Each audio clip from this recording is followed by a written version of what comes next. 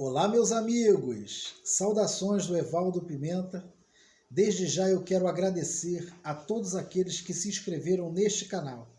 É um privilégio muito grande a gente ter esta chance de juntos analisarmos as Escrituras.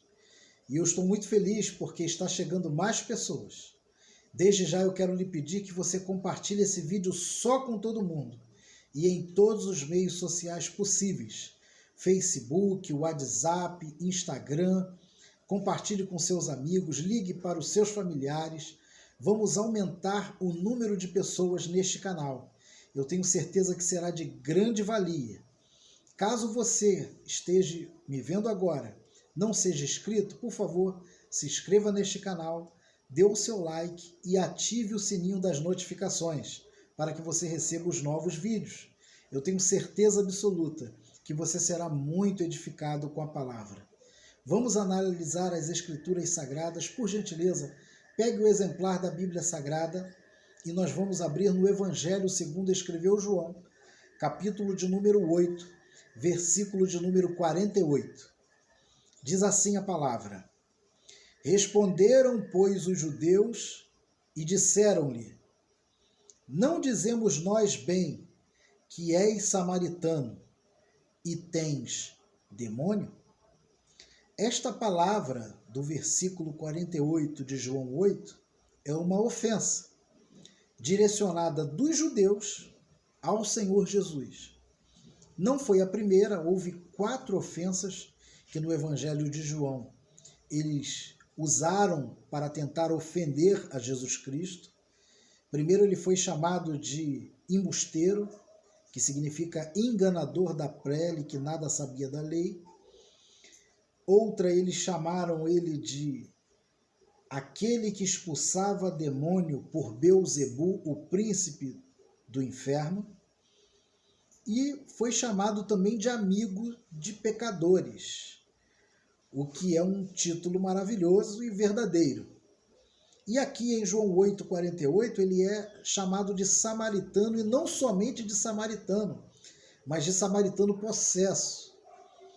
Eles dizem: nós temos razão com tudo que tu estás dizendo, que tu és samaritano, e não somente isso, tu tens um demônio. Por que eles dizem com tudo que tu estás dizendo? Porque tudo que Jesus dizia, tudo que Jesus falava, desconstruía o mecanismo que o judaísmo construiu durante um milênio e como fé hebraica durante 2 milênios. Ele estava tendo um diálogo com ele acerca das atitudes.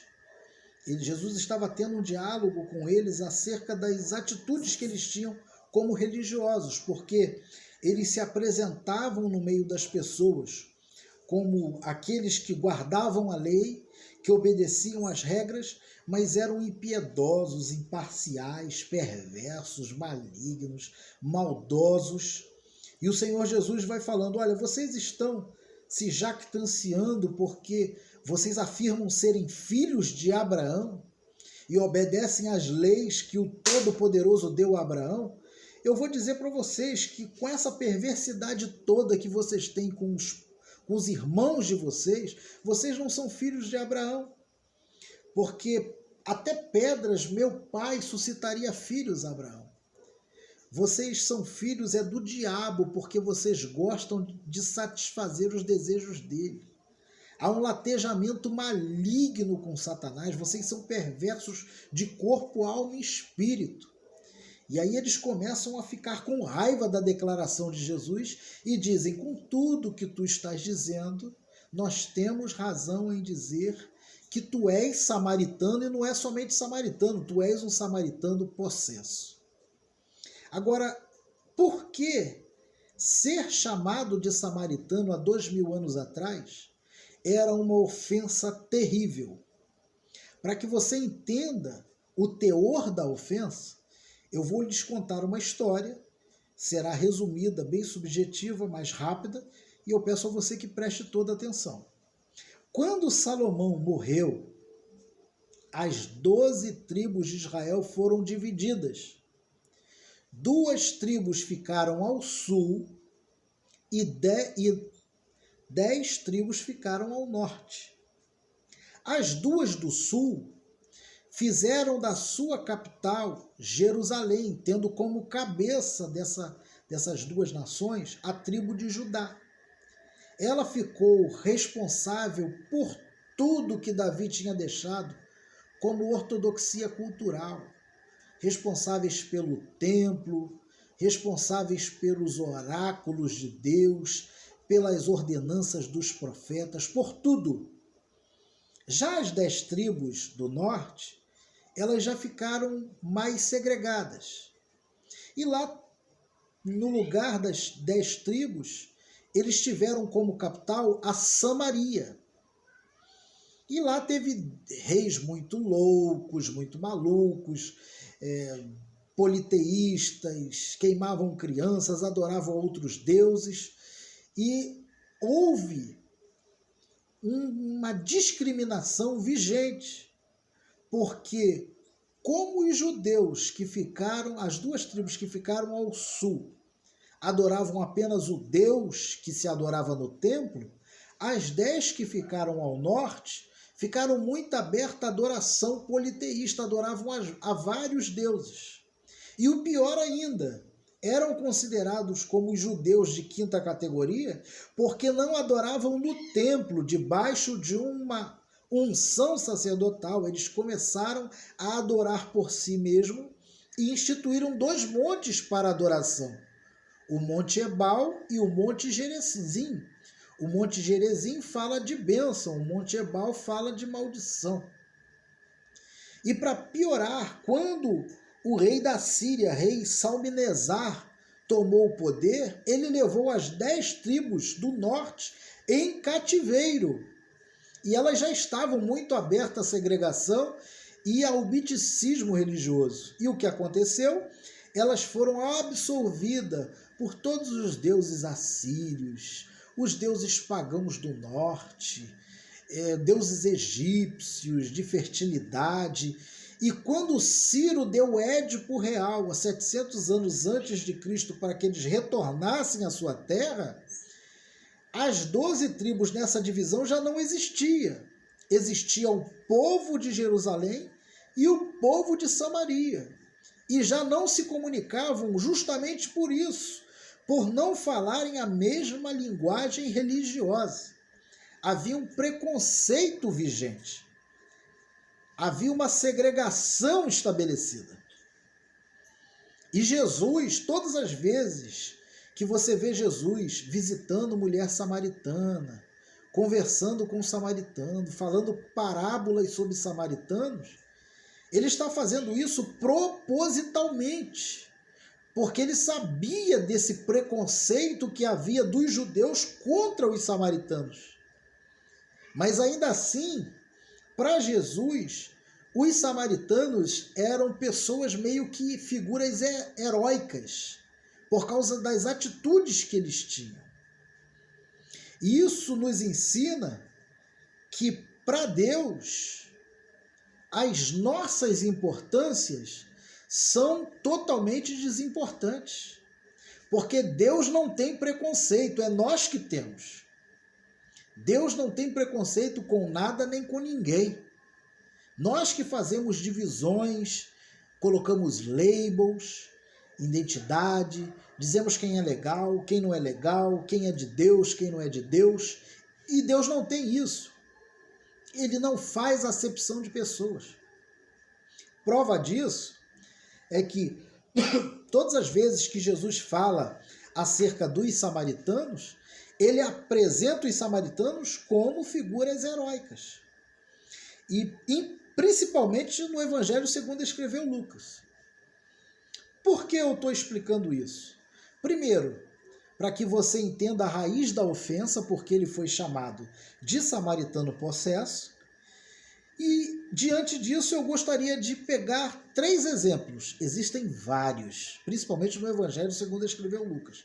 Mas eu vou pegar 3 exemplos de histórias, de acontecimentos com os samaritanos, que Jesus tomou como ponto de convergência, dizendo para os judeus o seguinte: tenham a mesma atitude, porque tendo a mesma atitude que esses samaritanos tiveram, vocês estarão agradando a Deus. E quais as atitudes que nós vamos falar? A primeira está no Evangelho segundo escreveu Lucas, capítulo de número 10, versículo de número 30. Todos conhecem a história do bom samaritano. E o que diz a história do bom samaritano?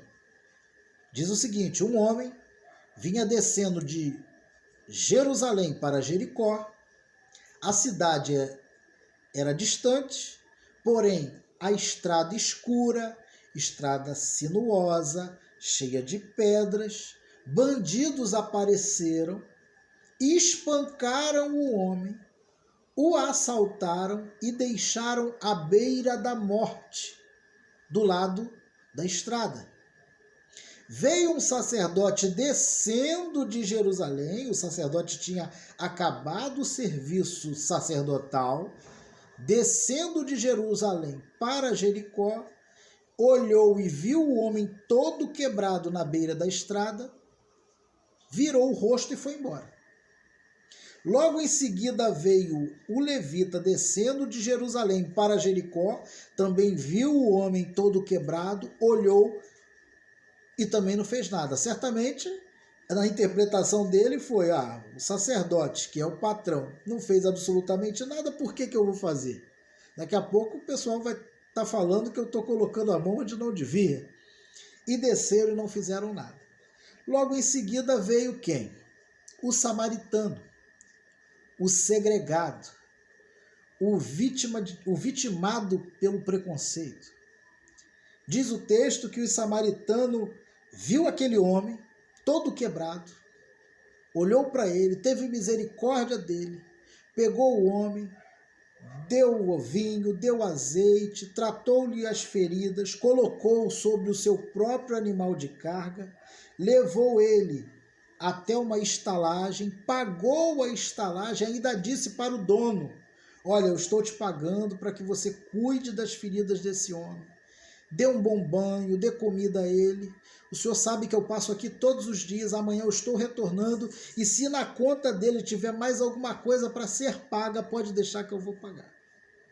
Tudo isso, toda essa história Jesus falou para perguntar aos judeus quem era o próximo que tinha tido de misericórdia daquele homem que foi assaltado. E eles disseram: quem foi o próximo? Foi aquele que teve misericórdia para com aquele homem. Nem para reconhecer que foi o samaritano, eles não tiveram coragem, porque eles tinham preconceito com os samaritanos. E o que a gente aprende com essa história? Primeiro, é que o samaritano fez o bem porque o samaritano não representava o bem. Não havia uma bandeira branca na bondade dele.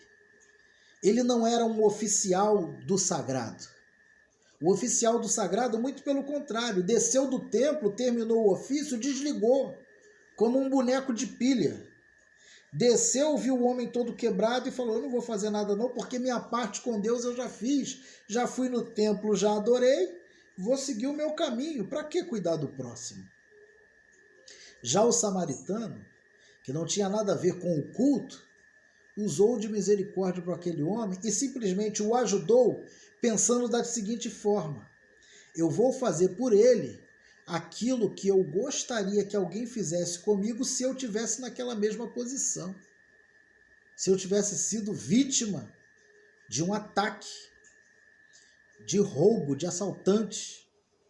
E o que o Evangelho nos ensina é que devemos fazer pelos outros aquilo que nós gostaríamos que fosse feito por nós. Essa característica do samaritano que nós devemos ter em nós e muitas vezes negligenciamos isso por trabalharmos no sagrado. Tem pessoas que vão à igreja com regularidade, frequentam o templo, são trabalhadores do ofício e acham que por serem trabalhadores do ofício se desligam do mundo. Só que eu vou te dizer uma coisa, meu irmão. Trabalhar no ofício é um privilégio que nos foi dado. Isso é adoração e louvor, é um privilégio que nos foi dado para para nós, para nossa alma, nos faz bem. Mas Deus decidiu ser atendido, louvado e exaltado no próximo.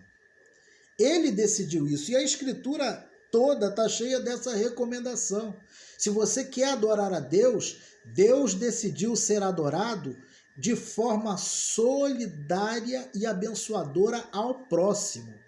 Quer adorar a Deus, quer alegrar a Deus, sirva ao próximo, porque Deus decidiu ser servido no próximo. Então essa atitude do samaritano é uma que fez com que Jesus usasse como ponto de convergência para ensinar os religiosos que essa atitude agrada a Deus. Você está compreendendo como os samaritanos que não trabalhavam para Deus se adoravam muito mais a Deus sem saber que estava adorando a Deus, enquanto os oficiais do sagrado passam de banda? Outra atitude que fica muito explícita dos samaritanos que Jesus usou como ponto de convergência para ensinar o seu povo, está no Evangelho segundo escreveu Lucas, capítulo 9, versículos de 51 a 56. Jesus estava indo para Jerusalém a poucas horas do Gólgota e Tiago e João preparam toda a formulação logística para que ele fosse recebido em Samaria, prepara a estalagem, prepara lá o povo que iria receber Jesus, o tapete vermelho. Claro que o tapete vermelho é um exemplo, né? Mas preparou toda a estrutura logística para receber Jesus. E quando Jesus chega em Samaria, os samaritanos olham o rosto de Jesus e veem a vontade de Jesus de passar direto para Jerusalém, porque em Jesus já estava explícito a vontade de ir para o Calvário e cumprir a sua missão.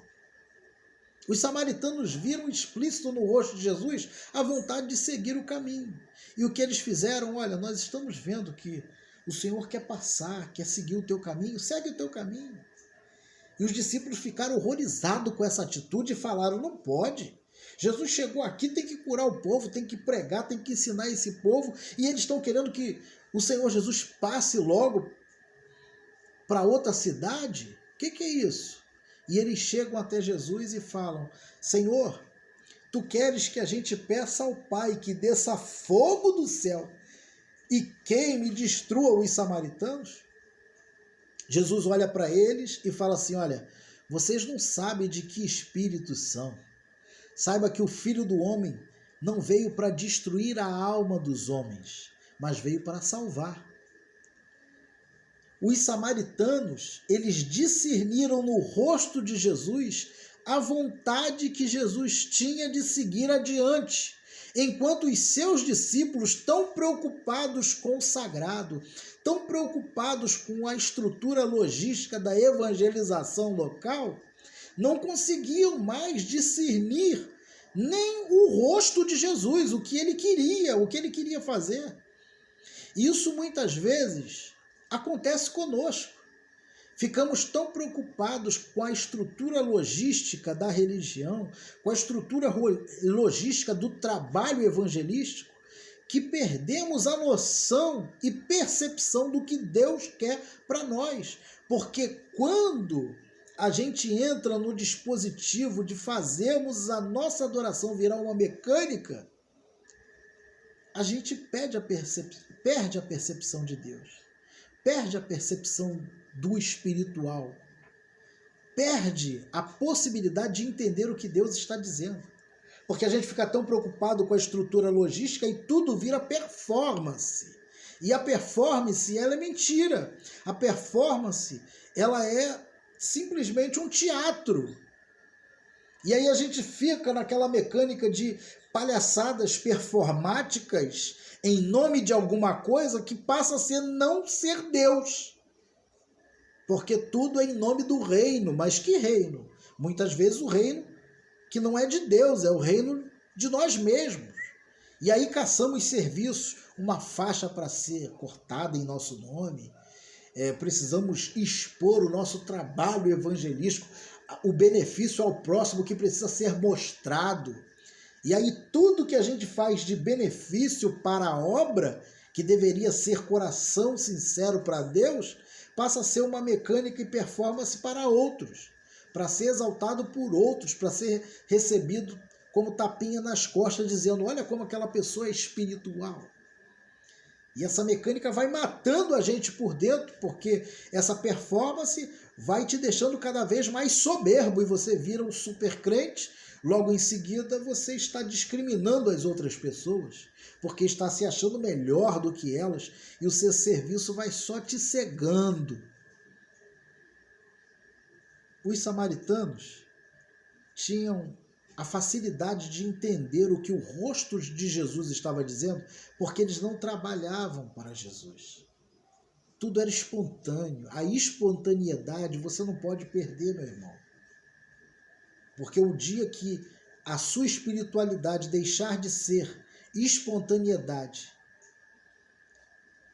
e virar obrigatoriedade, a sua vida espiritual morre, ela deixa de existir. Então, não faça por obrigatoriedade, sim por espontaneidade. Não a obrigatoriedade, sim a espontaneidade. Tem que ser por louvor, por adoração, por graça, por vontade do coração. Se não for do coração, performance, você joga fora. Os samaritanos não eram performáticos, mas eram vítimas de segregação. Eram pessoas vitimadas pelo preconceito, mas ainda assim, tudo que faziam pela verdade. E o último exemplo que eu quero dar para vocês está no Evangelho segundo escreveu Lucas, capítulo de número 17, do versículo 16 a 19. Fala-se sobre 10 leprosos, todos 10 judeus, sendo que 9 eram de Jerusalém e 1 de Samaria. Um era samaritano. Chegam até Jesus, pedem a Jesus, Senhor, cura-nos dessa lepra, porque naquele tempo, há 2000 anos atrás, se uma pessoa nascesse com algum problema físico, leproso, cego, tocava-se o chofar, o sacerdote expulsava essa pessoa do vínculo social, porque ele tinha esta designação, tinha autoridade política e religiosa. A criança era obrigada a viver fora dos muros de Jerusalém. Por isso é chamada muitas vezes de cidade santa, porque não podia haver pessoas com problemas físicos.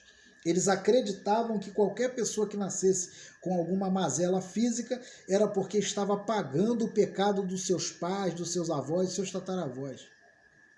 Por isso que você vê o Senhor Jesus curando algumas pessoas e os discípulos perguntando, mestre, quem pecou? Foi o pai dele, o avô dele, o tataravô dele?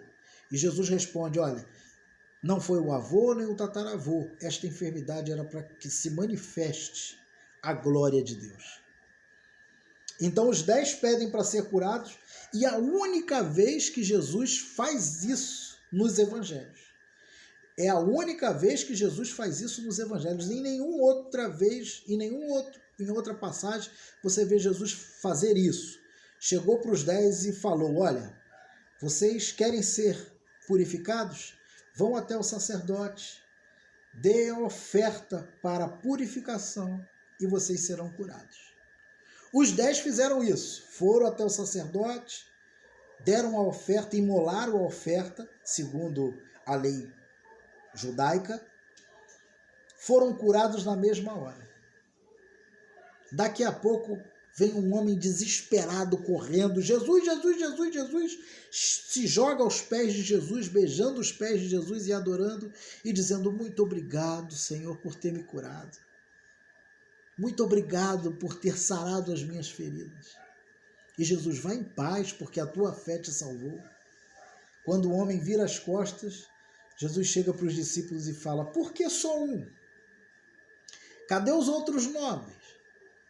Por que só o samaritano voltou para agradecer? Certamente os 9, enquanto o samaritano estava agradecendo a Jesus, os 9 estavam lá, adorando as rolinhas, ou lambendo o altar, porque o samaritano ele sabe diferenciar o rito da fé, a ortodoxia religiosa do Deus da cura. O samaritano, ele tinha o discernimento para saber quem era o dono da bênção, enquanto os judeus, os 9, ficaram lá adorando ao sistema, ao culto, às mecânicas religiosas, enquanto o samaritano descobriu que o dono da cura era Jesus. Com essa palavra, eu não estou aqui para te desmotivar a seguir uma caminhada religiosa, não. Muito pelo contrário, foi nos dado o privilégio de nos reunirmos no templo. Mas não é por você estar no templo que essas características devem se perder. Muito pelo contrário, meu irmão. Esteja lá sendo um ente de Jesus. E você só vai ser um ente de Jesus se você sair fora da mecânica, se você sair fora da barganha, se você sair fora do engano. Isso não acontece geograficamente, acontece no teu coração. É você vivendo o evangelho lá. É você sendo de Jesus lá. Porque tem pessoas que estão lá e se desligam de Deus. E aí começa um amontoado de performance para outros, aparência, máscara. Tem pessoas que no meio de um vínculo cristão, elas estão tão bonitinhas na hora do culto que não tem coragem de dizer a necessidade para o outro. Elas têm a vergonha, porque sabe que se falar que está precisando de ajuda para um irmão, daqui a pouco o nome dela está na boca de todo mundo.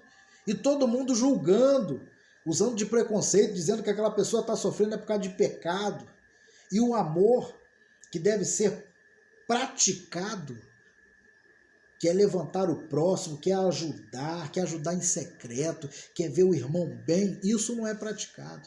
É momento de restabelecermos uma comunhão de verdade com Jesus.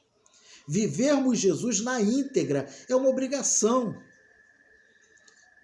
Não é simplesmente a ritualística. Isso vai além das portas. Isso vai além do movimento clérico. Isso vai muito além do que cada um de nós possa imaginar. Você está compreendendo esta palavra? Mais uma vez eu peço que você pavimente a sua existência com esse ensinamento. Torne vida isso. Que isso encarne em você, que se torne o ar que você respira todos os dias. E que o Senhor Espírito Santo te faça lembrar destas palavras, que Ele possa martelar estas palavras que está saindo da minha boca agora, no teu coração todos os dias. E que você possa pavimentar a sua existência com essa realidade, meu irmão. Compartilhe esse vídeo só com todo mundo, mais uma vez eu te peço. Vamos triplicar, quadruplicar o número de pessoas neste canal, porque eu sei que será edificante para todos vocês. Que Deus te abençoe, um beijo e fique na paz, em nome de Jesus.